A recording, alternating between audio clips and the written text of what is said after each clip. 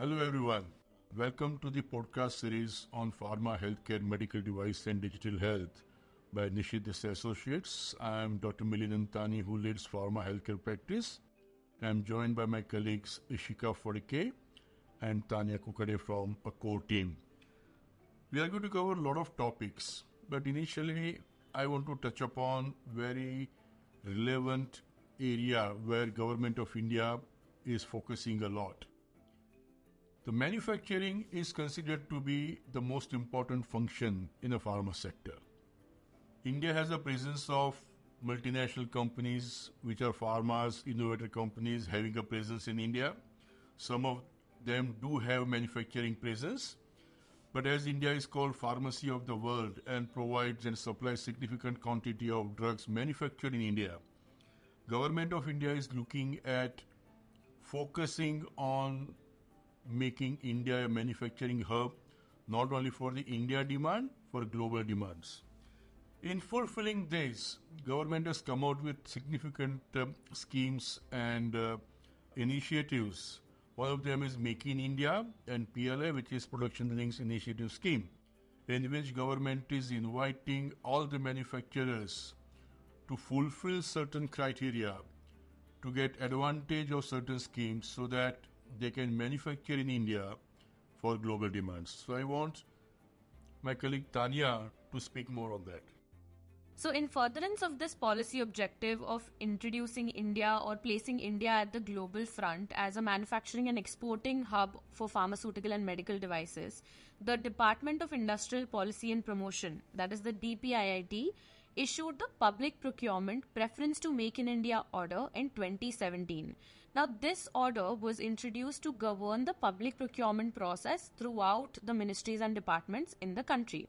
What is unique to this order is that each nodal ministry, that is each ministry or department responsible for the goods and services within that department, can issue specific orders pertaining to the specific special requirements of each department or ministry, wherein they can prescribe the nature of local content, the nature of purchase preference, and what can be calculated or what can be the components of inclusion when you're looking at something called as a local content for each product.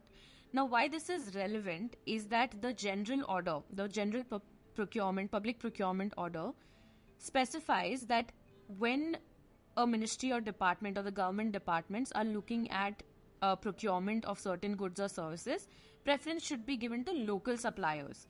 Now, to qualify as a local supplier in India under this order, the local content in your product should qualify a certain percentage. Now, this local content is determined on the basis of numerous criteria that may be prescribed by the department or ministry in their specific procurement orders. So, in the pharmaceutical and medical devices industry, the DPIIT has notified the Department of Pharmaceuticals as the nodal ministry.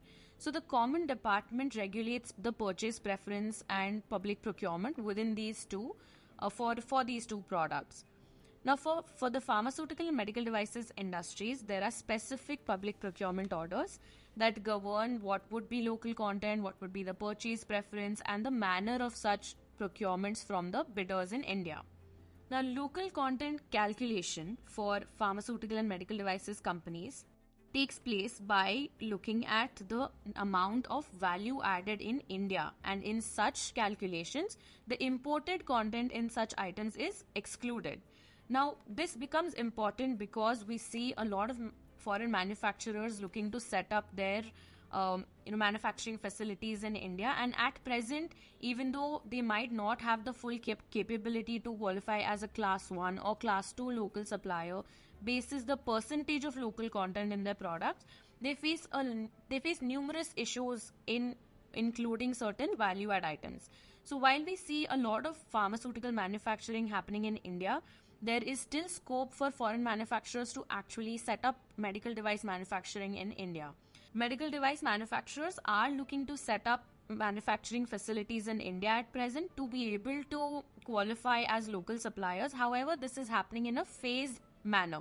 Recently in 2021, to assist pharmaceutical and medical devices companies in understanding or clarifying to what extent imported content can be included within the for the purposes of calculation of local content. The DPIIT clarified that any form of imported content or miscellaneous or complementary activities such as transportation, rebranding, etc. would not be considered for the purposes of calculation of local content. And recently, this has been followed by a revision order issued by the DPIIT, which further strengthens the idea or the intent of the DOP to encourage local manufacturing of these products. Now, this revision order, which we would like to delve into, also provides much needed clarity in terms of activities such as repackaging, rebranding, or refurbishing of devices and pharmaceutical products that takes place in India. Now, any of these activities would now be considered as reselling of imported product, and not much of these activities or any expenses incurred for these activities would qualify as local content as per the latest revision order. So at present, medical devices companies are facing issues in establishing this local content, given that numerous parts or a major part of their devices is being imported into India, subsequently refurbished or put in as components in other medical devices. And in such circumstances, the imported content value is supposed to be excluded. So the revision order not only provides these specific clarifications in terms of local content calculation. However, there are instances or provisions which are likely to benefit medical devices industries, given that the revision order specifically excludes the requirement of meeting local content percentage under the general procurement order by allowing consumables or spare parts of medical devices to be imported. Now, in these circumstances, these devices, these component products would not be subject to the local content requirement. So this may be a sunlight area where, even after importing certain medical devices into India, the products and supplies and services can still be imported by the procuring entity in India. Now, to solve these issues, the solution to solving these Make in India, local content issues faced by pharmaceutical and medical devices manufacturers, we see that a lot of collaboration and indigenization processes are underway, and foreign manufacturers are looking to set up local manufacturing units in India. Now, this can be done through contract manufacturing or setting up initial manufacturing units, and while also ensuring that the value of the imported content at present can be balanced with the manufacturing or any value-add activities that is taking place in India. So, as discussed earlier, the entire mechanism of Make in India or the manufacturing objective of manufacturers in India is being complemented by the production-linked incentives. So here the manufacturers are being given tax benefits and incentives to ensure that manufacturing happens in India. There's more localization. There is encouragement and a push for the local communities to take up more such local value addition activities. So this sums up some of the key developments in this sector of Make in India and pharmaceutical and medical devices. However, there is a lot to be looked at. There are a lot of clarifications that are yet to be taken from the Department of Pharmaceutical, and there is ample scope for foreign manufacturers to enter Indian markets and look forward to setting up local manufacturing units to cater to the global demand. With this, we conclude our podcast. Thank you for listening to us, and we would love to hear back from you. Please write to us.